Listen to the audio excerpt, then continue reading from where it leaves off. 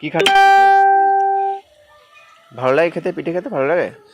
বাহ, এটা হচ্ছে গুড় পিঠে আর পুর পিঠে। হ্যাঁ, এটা তেলের পিঠে বলে। আর এই যে পুর পিঠে, এটা কিছু পুর পিঠে তৈরি করে দাদা এসেছিলো, দাদাকে দিয়ে দেওয়া হলো। ও আজকে চলে গেল, এই জন্য একটু বেলাবেলি আমাদের পিঠে হয়েছে। কিছু পিঠে পাঠিয়ে দেওয়া হলো আর আমরা আপাতত পিঠে বানাচ্ছি। এখন এক ঝুল বানিয়ে নেবো, আবার রাত্রিবেলায় বানাবো।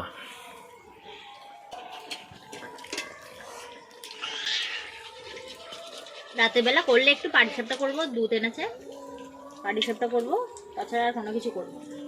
নাড়চড় করে দেবে।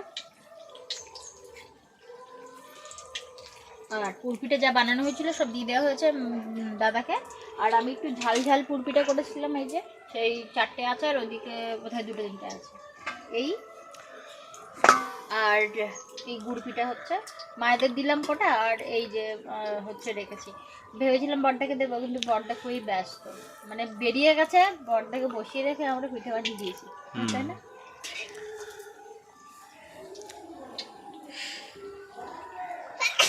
আগে আমি এই তেলে পিঠে বানাতেই পারতাম না, এখন বানাতে পারছি, ভালো লাগে বেশ।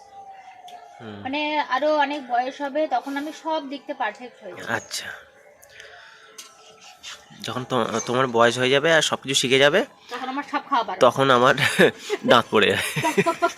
তখন সব খাওয়া বারণ, ডায়াবেটিস হয়েছে, এই হয়েছে, তাই হয়েছে, কিছু খেতে পারবো না। যখন তখন খেতে পারবে, একদম তখন ওর খাওয়ার উপযুক্ত সময় খাওয়ার, তাই তো? খেতে হয় তাই খায়।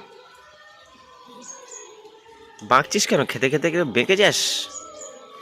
একটু গা হাত পা মুছে দাও তো, যে জামা প্যান্টটা পাল্টে বাকি জামা কাপড় সকাল থেকে এটাই হচ্ছে মায়েদের ব্যাপার। বাচ্চারা নষ্ট করে দেয়, সেই সবগুলো খেতে হয়। সকালবেলাও তাই কি একটা খেয়ে মানে চটকে মটকে রেখে দিয়েছে, তাই আমি খেলাম। এই পিঠে টিঠে সবই বাচ্চাদের এটাই হয়।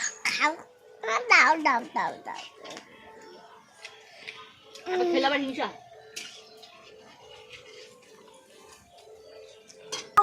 আর একটুখানি আছে।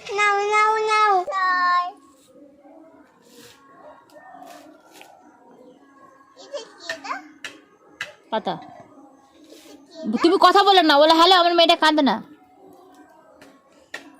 হ্যালো আমার মেয়েটা কাঁদে না, স্কুল যায়। হ্যাঁ হ্যাঁ, আমার মেয়েটা কাঁদে না তো। বলো ভালো গান করতে পারে। হ্যালো চিজয় করতে পারি, করে যায়। হ্যাঁ হ্যাঁ, মোটামুটি আছে বাবা, হ্যাঁ মোটামুটি আছে। মোটামুটি আছে। এমন করতে যেন উল্টো দিক থেকে মানে কেউ যেন একটা কথা বলছে। হ্যালো, আমার মেয়েটা খুব ভালো, মেয়ের সাথে কথা বলো। বলে কি চার্জার নেই নাকি? চারটায় নেই। ওই পূর্ণ চার্জার। আমার মেয়েটার পিছন দিকে ভিলেনের মতো হচ্ছে চুল, আর সামনের দিকে মেয়েটার রূপসীর মতো হচ্ছে চুটকি। মানে পিছন দিকে এক রূপ, সামনের দিকে এক রূপ। দুপুর থেকে যেহেতু পিঠে বানানো হচ্ছে, টুকটাক করে সবাই একটা দুটো করে খেতে খেতে দুপুরে আর ভাত খাওয়া হয়নি। সেই কচু তরকারি রান্না করেছিলাম সেভাবেই আছে, ভাত সেভাবেই আছে, কেউ আর খায়নি। সন্ধেও হয়ে এলো, ভাবছিলাম বাচ্চা নিয়ে হয়তো মানে সন্ধ্যেবেলায় পিঠে করব না, তার কারণ হচ্ছে বাইরে ঠান্ডা আর মশাও ভীষণ। তো কিছু করার নেই, কিছুটা মানে ওই আটা মাখা ছিল, আটা বলতে ওই চালের গুঁড়ি, মানে আমি তখন পুর পিঠের জন্য করেছিলাম, একটু বেশি করেই করেছিলাম, যে বড়দারে নিয়ে যাবে আর বাকিটা আমরা হচ্ছে কিছুটা করব। তো সেটা থেকে গেছে, না থাকলে হয়তো এই পিঠেটা আর হতো না। রাহির পাপার আবার এই পিঠে ভীষণ পছন্দ, এই পুর পিঠা, কেননা এটা তো তেলে টেলে ভাজে না, ভাপিয়ে নেওয়া হয়, তো ওই জন্য রাহির পাপার ভীষণ পছন্দ। এমনি তেলে ভাজা বা অন্য কোনো কিছু আবার তেমন পছন্দ করতে চায় না আর কি। আমার আবার এই পিঠা কিন্তু দুধে ভেজালে যেটা দুধ পুলি সেটাই আমার ভালো লাগে। তো ভাবছি যে কিছুটা মানে এমনি ভাপিয়ে নেব, আবার কিছুটা ভাপিয়ে নিয়ে তারপরে দুধে দেবো আর কি। আর তেলে পিঠে তো হয়েছে, তো মোটামুটি এবছরের পিঠে এটাই। প্রতি বছর রাহির পাপা কিছু করুক না করুক মোটামুটি পিঠে করতে আমাকে ভীষণ সাহায্য করে, যদিও আমি আগে এইসব পিঠে পারতাম না, এখানে এসেই রাইড পাপার কাছ থেকেই মোটামুটি শেখা। এদিকে আমাদের দেখে দেখে আমার মেয়েও পিঠে বানাচ্ছে আর কি। পিঠে বানানোর সময় মা বাবার কথা মনে পড়ে, তার কারণ হচ্ছে আমরা চাইলে মন করলে অনেক কিছু বানাতে পারি, কিন্তু মা বাবা পারে না। যদিও আজকে একাদশী, মা বাবার আজকে একাদশী, তবুও আবার মায়ের হচ্ছে সুগার মিষ্টি খাওয়া বারণ। বাবা ভীষণ পছন্দ করে মানে পিঠে খেতে। তো যাই হোক, মানে অনেক কিছু হয় না আর কি।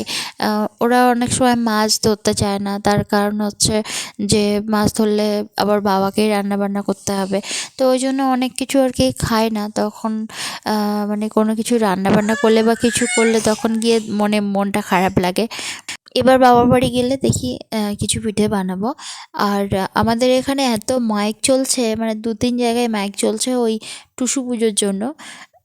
ওরা সারা রাত ধরে নিজেরা গান বানায়, নিজেরা গান করে এবং পিঠে, তারপরে ওদের যা নিয়ম রীতি সেগুলো আর কি চলে। ওরা সারা রাতেই জাগে।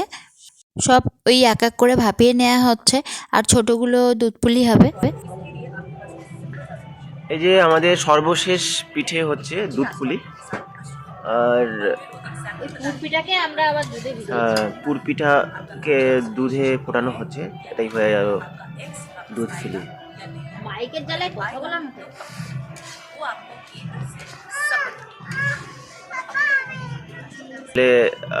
পুর পিঠা করেছিলাম, তো সেই পিঠাগুলো একটু ছোট ছোট করেছিলাম, আর সেগুলো দুধে ফোটানো হচ্ছে। তো এটা খুব পছন্দ করে বুলটি, ওই জন্য এটা করছে আর কি। সন্দেশ করেছে যে